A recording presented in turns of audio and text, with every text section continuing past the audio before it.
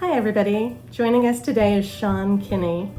Sean, you have a lot of great film fixer tips on your Instagram and other social media, and I understand for years people have been suggesting doing a podcast or videos like this, and now you finally are.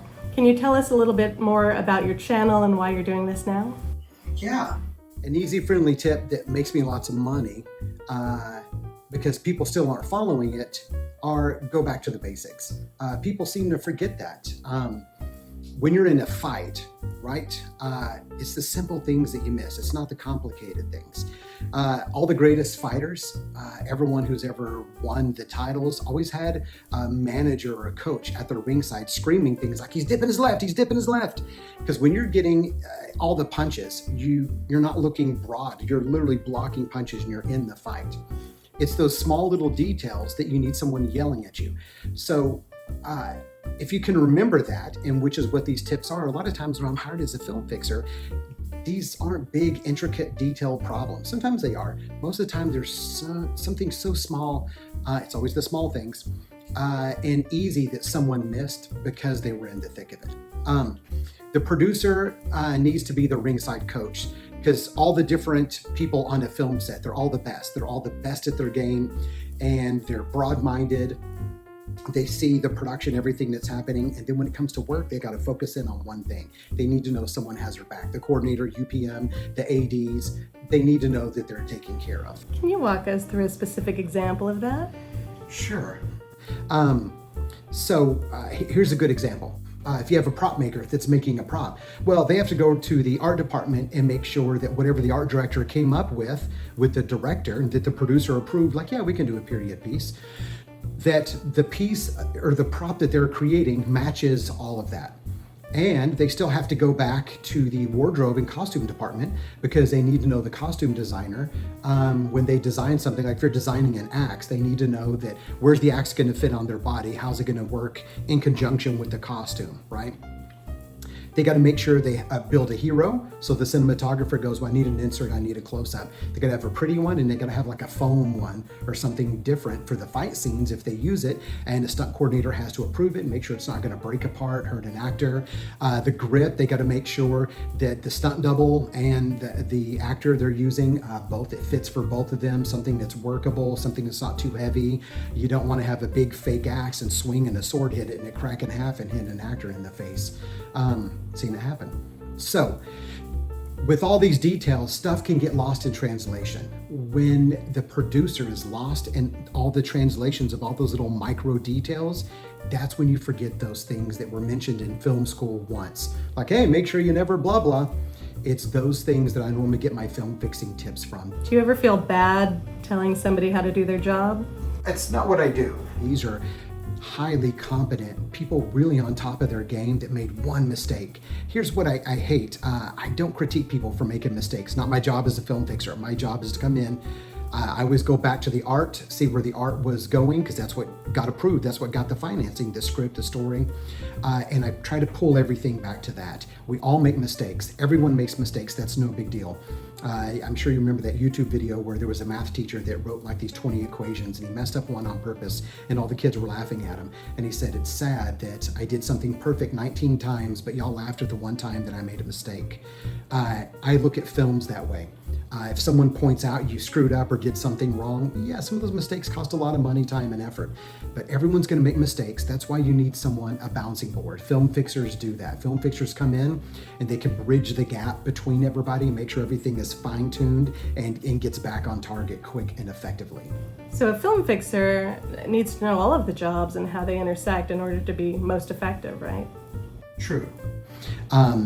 A good film fixer has won awards in all those areas. I've won awards for writing, directing, producing, editing, visual effects producer, visual effects artist, as an actor, as a wardrobe person. I've won a lot of awards. If you hire a film fixer, make sure they have as well.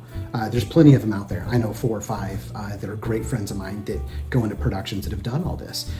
Make sure they have a bunch of awards, because that doesn't mean they're better. It just means they've done that job. It means they understand. I know how to speak to the wardrobe department because I've worked in wardrobe. I know how to speak. I took hair and makeup in college. I have a good idea on how to wear a wig because my background was physical comedy, so I've worn hundreds and hundreds of wigs. If you get a stunt guy that's not used to wearing a wig and he doesn't have the hair for it, or maybe he's bald and they didn't tape it correct, there's tons of small little details that can cost a lot of time and money. Do you ever get feedback about any of your tips? Yes. I love it when friends call me and say, hey, that tip helped me today. Every hitter needs a ringside coach. Yelling tips. Mike Tyson knows how to fight. Film fixers aren't there to teach you how to do things. We're there just to remind you, hey, you need to do this, you need to do that, you need to do that, right? Anything else you'd like to add just as a wrap up about the channel, or anything else you'd like to close with? This channel is dedicated to the indie filmmakers out there and the big producers that are juggling 1,000 things. And these are just tips to help keep you on track and keep people honest on productions. There's some crazy things people don't realize that will come up in the tips. You'll be like, yeah, of course. Yeah, but you still see actors or people doing them all the time. Fights are won when you have both people, the fighter and the ringside coach, at the top of their game. And if you have a great UPM coordinator, you probably don't need a film fixer, because those people, if they're at the top of their game, are going to know all this. Always hire the best, always hire qualified people, because then you're going to have people at the top of the game that'll tell you all these things.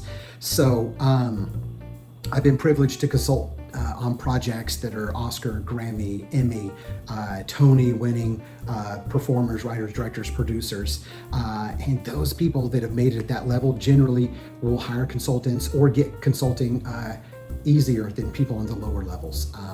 If you're dealing with a micro budget film, a lot of egos, a lot of things happening, you need a psychology degree more than an MBA for those. So always gauge where you are and always look for the small details, because those are the things, the small things are the ones that can cause the biggest problems, the biggest ripples. So that being in mind, did I get everything? I think I did. So keep fighting a good fight, keep fighting for great art, keep fighting for better, right? Don't forget, stay smart, make great art, be smart and save money. That'll tie in your production. It's always go back to the art. So thank you for watching the Film Fixer Tips. This is longer than any tip will be. Just wanted to give you a context for it and let you know that there's a lot of great information out there. Make sure it's qualified information. Make sure it's coming from a good source. Most of the calls I get were when someone hired the wrong person that was just full of BS, that said they could do something or something was possible when it wasn't, or is possible for a cheaper dollar amount than it was. So ask 3 people for everything. Ask 3 people for everything. Hey, is this guy good? If no one knows the guy's good, he's probably not known, probably someone you don't want to hire, right? Always ask everything. My mother was told she had 6 months to live. She lived 32 years. I'm glad she got a second and a third opinion. Because can you imagine if she would believe that doctor? People give up way too easy. So never give up on the art. Keep up the good fight. Keep fighting for better. And I'll see you in the tips. Thank you so much for joining us today.